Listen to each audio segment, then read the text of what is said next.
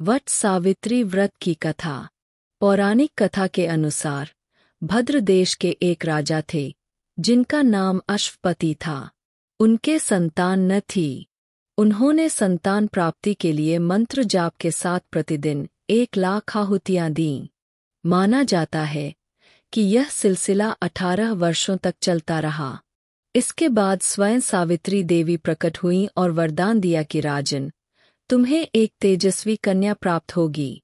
देवी सावित्री के आशीर्वाद से जन्म लेने के कारण राजा ने उस कन्या का नाम सावित्री ही रखा। कन्या बड़ी होकर अत्यंत सुंदर और गुणवान हुई, लेकिन राजा सावित्री के लिए योग्य वर न मिलने के कारण दुखी थे। उन्होंने स्वयं अपनी पुत्री को वर ढूंढने के लिए भेजा।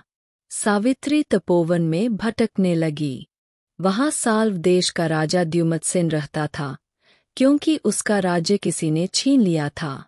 उनके पुत्र सत्यवान को देखकर सावित्री ने उन्हें अपना पति चुना। जब ऋषिराज नारद को इस बात का पता चला तो वे राजा अश्वपति के पास पहुँचे और उनसे बोले, हे राजन, आप क्या कर रहे हो? सत्यवान गुणवान, धर्मात्मा और बलवान है, लेकिन उसकी उम्र बहुत कम है, वह अल्पायु है। 1 वर्ष बाद ही सत्यवान की मृत्यु हो जाएगी। नारद की बात सुनकर राजा अश्वपति बहुत चिंतित हुए। जब सावित्री ने उससे कारण पूछा तो राजा ने कहा, पुत्री, तुमने जिस राजकुमार को अपना वर चुना है वह अल्पायु है।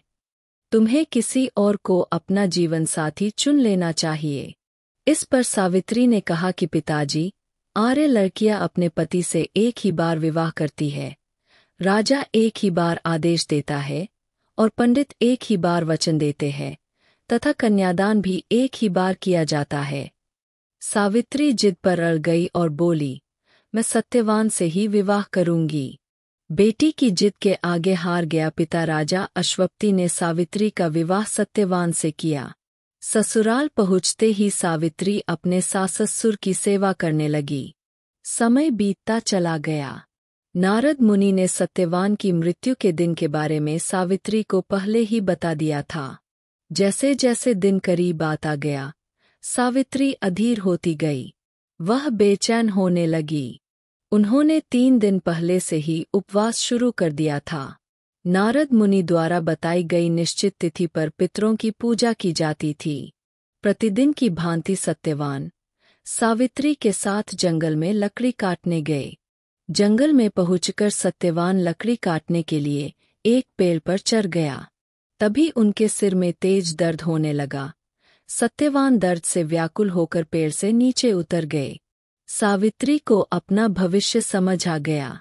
सावित्री ने सत्यवान का सिर अपनी गोद में रख लिया और उसे सहलाने लगी। तभी वहां यमराज आते दिखे। यमराज सत्यवान को अपने साथ ले जाने लगे। सावित्री भी उसके पीछे पीछे चल दी। यमराज ने सावित्री को समझाने की बहुत कोशिश की कि यह विधि का विधान है और इसे बदला नहीं जा सकता, लेकिन सावित्री इसे मानने को तैयार नहीं हुई। यमराज ने सावित्री की निष्ठा और पतिपरायणता को देखकर सावित्री से कहा कि हे देवी, तुम धन्य हो, मुझसे कोई वरदान मांगो।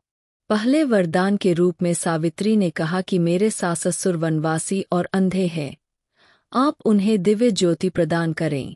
यमराज ने कहा कि ऐसा ही होगा, अब वापस जाओ, लेकिन सावित्री अपने पति सत्यवान का पीछा करती रही। यमराज ने कहा, देवी आप वापस जाइए। सावित्री ने कहा, भगवान, मुझे अपने पति के पीछे चलने में कोई परेशानी नहीं है। अपने पति का अनुसरण करना मेरा कर्तव्य है। यह सुनकर उसने फिर उससे दूसरा वर मांगने को कहा। दूसरे वरदान के रूप में सावित्री ने कहा कि हमारे ससुर का राज्य छिन गया है, उसे पुनः प्राप्त कर लो। यमराज ने भी सावित्री को यह वरदान दिया और कहा कि अब तुम लौट जाओ, लेकिन सावित्री आगे पीछे होती रही। यमराज ने सावित्री से तीसरा वरदान मांगने को कहा। तीसरे वरदान के रूप में सावित्री ने 100 संतान और सौभाग्य का वरदान मांगा।